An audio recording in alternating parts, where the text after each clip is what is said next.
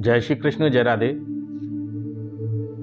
आज बात कर रहे हैं स्थूल, सूक्ष्म और कारण शरीर के बारे में। हम सभी ने यह सुन रखा है कि हमारा शरीर है। शरीर कौन सा? जो दिखाई देता है। वास्तव में जो हमें शरीर दिखाई देता है वो स्थूल शरीर होता है। जो बॉडी हमारी दिखाई देती है, हम सभी की जो बाहर से दिखाई देती है, वो स्थूल शरीर होता है। स्थूल शरीर। स्थूल शरीर के साथ दो शरीर और होते हैं छिपे हुए, सूक्ष्म शरीर और कारण शरीर। हमारा शरीर पंच तत्वों से बना है। स्थूल शरीर जैसा हमारा स्थूल शरीर होता है, ऐसा ही हमारा सूक्ष्म शरीर होता है, जो कि दिखाई नहीं देता। इस स्थूल शरीर के साथ होता है, निहित होता है, छिपा हुआ होता है। अब बात आती है कारण शरीर। कारण शरीर क्या होता है?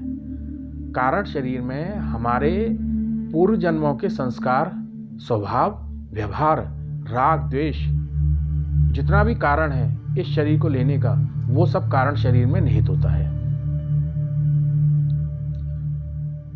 एक और उदाहरण से समझाता हूं। जैसे रुई है, कॉटन जिसे बोलते हैं। रुई से धागा बनाना और धागे से शर्ट बनाना।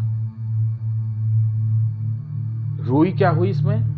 रुई हुआ कारण शरीर। जब रुई से धागा बनाया वो हुआ सूक्ष्म शरीर, और धागे से शर्ट बनाई वो हुआ स्थूल शरीर। ये तीन शरीर हमारे हैं, स्थूल, सूक्ष्म और कारण। हम दिखाई किस चीज पे देते हैं? जो शर्ट बनी थी धागों से उसको देखते हैं, लेकिन वास्तव में ये जो शर्ट बनी है ये एक रुई से बनी है, कॉटन से बनी है। कॉटन से धागे का निर्माण हुआ, धागे से शर्ट का निर्माण हुआ। हमको दिखाई क्या देता है? केवल वो शर्ट, स्थूल शरीर। लेकिन इसमें छुपा हुआ क्या है? सूक्ष्म और कारण शरीर। हम सभी में यह होता है। अब बात आती है, इस शरीर को चलाता कौन है? इस शरीर को चलाती है जीवात्मा। जब प्रभु अपने अंश से आत्मा को किसी शरीर में भेजता है कर्मानुसार, जब वो आत्मा जीव बनती है, जो भी रूप लेती है, चाहे इंसान का ले या जानवरों का, जीव जंतु किसी का ले, जब वो आत्मा जीव लेती है तब वो जीवात्मा बनती है और उसको शरीर प्राप्त होता है, जिसे हम स्थूल, सूक्ष्म और कारण शरीर बोलते हैं जीवात्मा को। अब बात ये आती है इसमें, हमारे इस स्थूल शरीर में और क्या दिखाई दे रहा है? हमारी 5 कर्मेंद्रियां हैं, 5 ज्ञानेंद्रियां हैं, मन है, बुद्धि है। इन सभी चीजों से बना होता है शरीर। कर्मेंद्रियां और ज्ञानेंद्रियां क्या हैं, इसके बारे में आपको सूक्ष्म रूप से और बताता हूं। आंख से, नाक से, मुंह से, कान से हम सभी चीज देख पाते हैं। ये हमारी इंद्रियां हैं। हम आंखों से देख रहे हैं या हाथों से कोई काम कर रहे हैं। हाथ से हमने कोई चीज को उठाया, हाथ हमारी कर्मेंद्रिय है। लेकिन हाथ उठ कैसे रहा है? सेल्स की बदौलत। सेल्स क्या है इसकी? ज्ञानेंद्रियां। आंख से किसी चीज को देख रहे हैं।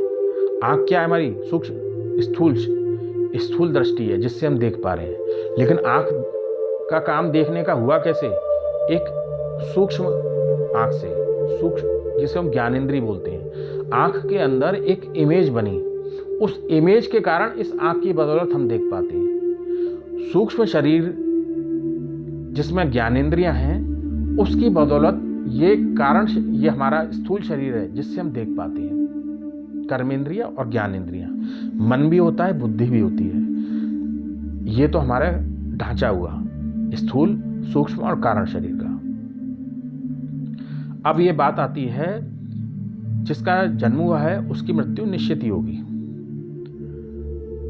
जो जीवात्मा है, सूक्ष्म और कारण शरीर के साथ नया जन्म लेने के लिए कर्मों के अनुसार दूसरी जगह चली जाती है, प्रकाश में चली जाती है।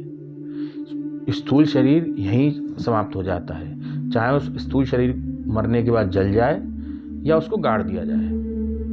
स्थूल शरीर जो दिखाई देता है वो यहीं समाप्त हो जाता है, जो दिखाई देने वाला शरीर है। जीवात्मा जो होती है, वो जीवात्मा सूक्ष्म और कारण शरीर के साथ कर्मानुसार नया जीवन लेने के लिए जाती है।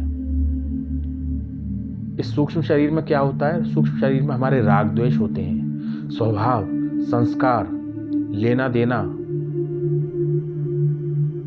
किसी के प्रति आसक्ति, मोह, ममता, ये सब सूक्ष्म शरीर में होती है। कभी कभी होता क्या है, जीवात्मा उस शरीर से निकल गई, शरीर समाप्त होने के बाद उसको इतना ज़्यादा मोह होता है, आसक्ति होती है, प्रेम होता है, किससे? अपने लोगों से, घर परिवार से, धन दौलत से, रुपये पैसे से। वो आगे लाइट में जाना नहीं चाहती, सूक्ष्म कारण शरीर के साथ जाना नहीं चाहती। यानी सूक्ष्म कारण शरीर में इतने राग द्वेष हो गए तो वो जीवात्मा को लेके आगे नहीं जा पाते। शरीर, सूक्ष्म शरीर में इतना पाल रखा था पहले से, ये पैसा मैंने कमाया, धन मैंने समाया, सूक्ष्म रूप से उसके मन में तो है, वो अवचेतन मन उसके साथ है, सूक्ष्म शरीर उसके साथ है, कारण शरीर उसके साथ है, वो गया नहीं कहीं। अब होगा क्या, वही व्यक्ति जो नाम से पहले जाना जाता था वो भूत नाम से जाना जाएगा, भूत प्रेत के नाम से जाना जाएगा।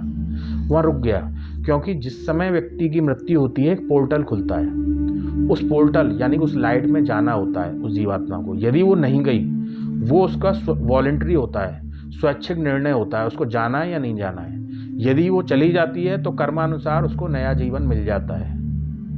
यदि वो नहीं जाती है, वहीं रुक जाती है, तो उसका मुक्ति बड़ी मुश्किल से हो पाती है। उसकी मुक्ति के लिए प्रयास करने पड़ते हैं। इसलिए यह कहा जाता है कि जिस समय व्यक्ति की जीते जी शरीर है तो हमें यह जान लेना चाहिए कि हम आत्मा हैं, ये शरीर नहीं है। क्योंकि शरीर यदि हमने अपने आप को जान लिया तो शरीर से जितने भी काम हमने किए हैं, चाहे धन कमाया है, चाहे रुपया कमाया है, चाहे जो भी हमने अर्जित किया है, मान सम्मान प्रतिष्ठा, हम उस शरीर से बंध गए और वहीं रह जाएंगे। जाने में बड़ी दिक्कत होगी, क्योंकि हमने अपने आप को वो सब मान लिया था, शरीर। और यदि हम अपने आप को आत्मा मानते हैं, शरीर नहीं मानते, तो हम आगे बढ़ जाएंगे। ये प्रकृति का नियम है, जिसका जन्म हुआ है उसकी मृत्यु होगी, और जिसकी मृत्यु है उसका नया जन्म होगा। नया जन्म कर्मानुसार दूसरा जीवन उसको मिलेगा। यदि इस प्रोसेस पे चलते हैं तो कोई दिक्कत नहीं है, यदि उस प्रोसेस को तोड़ते हैं तो दिक्कत है। सदैव हमको इस चीज़ का ध्यान रखना है। जय श्री कृष्ण।